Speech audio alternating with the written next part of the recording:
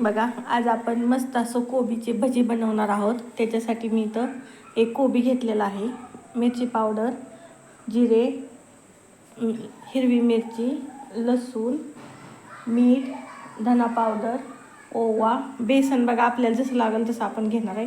आणि कॉर्नफ्लॉवर इथं मी 2 चमचे घेतलेला आहे. तर आपण अगोदर कोबी स्वच्छ धुवून खिसून घेणार आहोत. मग कोबी आपण धुवून घेऊयात.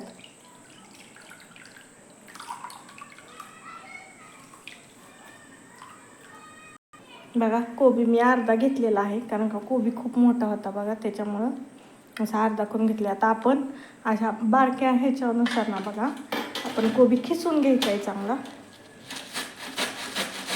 बघा अशा प्रकारे खिसून घ्यायचं, म्हणजे खिसणं एकदम बारीक पडते बघा. बघा अशा प्रकारे बारीक खिस आपल्याला करून घ्यायचं आहे सगळं.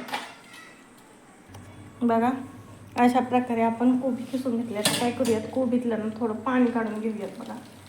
बघा किती पाणी, असं थोडंसं पिळून पाणी काढून घेऊयात. थोडं खूप पण नाही बघा, असं थोडंसंच काढून घ्यायचे. बघा कोबीतलं मी पूर्ण पाणी काढले बघा थोडं.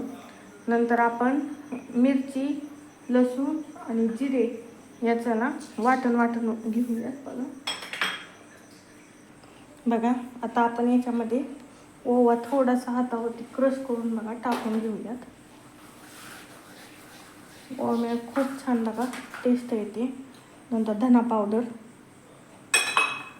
नंतर आपण जे कॉर्नफ्लॉवर घेतले बघा, याच्याऐवजी तुम्ही तांदळाचं पीठ पण घेऊ शकता.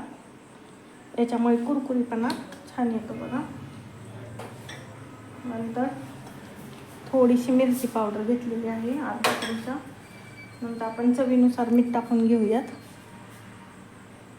बघा आपल्या आवडीनुसार चवीनुसार मीठ टाकायचं. नंतर आपण वाटून घेतलेला मिरची, लसूण आणि जिरे याचा ठेचा टाकून घेऊयात थोडासा. अगोदर आपण हे जिन्नस बघा मिक्स करून घेऊयात.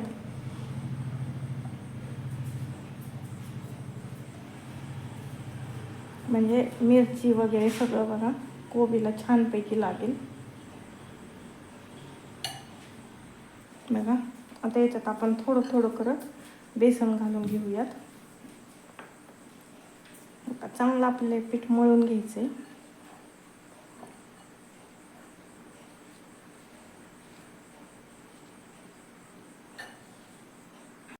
मग आता याच्यात आपण थोडीशी हळद किंचित घालून घेऊयात.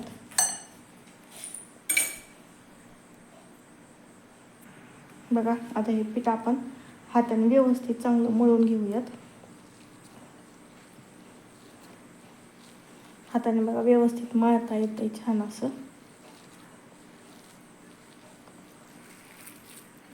बघा अशा प्रकारे आपलं पीठ मळून रेडी झालेलं आहे. बघा कढईमध्ये तेल गरम करून घेतलेलं आहे. आता आपण भजीला त्याच्यात सोडून घेऊयात. बघा तुम्हाला गोल हवे असले तर बघा थोडं बेसन पीठ टाकून घट्ट पीठ करून बघा गोल आकार देऊन तुम्ही कोबी मंचुरियनसारखं पण करू शकता. आणि हे असं पण खूप छान लागतात बघा. आपल्याला जसा हवा तसा आपण आकार याला देऊ शकतो.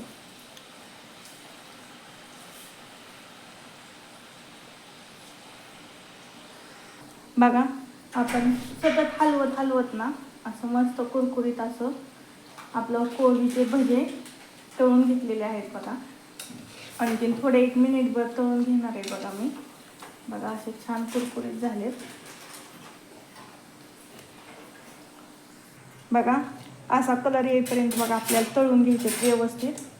आपण काढून घेऊया चांगलं तेल निथळेपर्यंत. बघा अशा प्रकारे एकदम कुरकुरीत आणि आतून एकदम खुसखुशीत असे बघा आपले हे कोबीची भजी तयार आहेत. आता आपण दुसरे पण बघा सोडून घेऊयात तेलामध्ये भजी. आपली खायला खूप टेस्टेड लागतात बघा.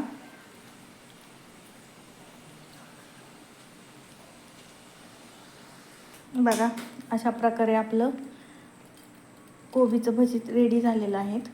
आता आपण मिरची थोडंसं मीठ टाकून घेऊयात. मीठ टाकल्यावर जास्त तिखट लागत नाही बघा मिरची, त्याच्यामुळं बघा अशा प्रकारे आपलं साधे आणि सोपे एकदम टेस्टेड कोबीचे भजी तयार झाले आहेत. चला तर मग आपले चॅनल नक्कीच लाईक, शेअर आणि सबस्क्राईब नक्की करा. धन्यवाद.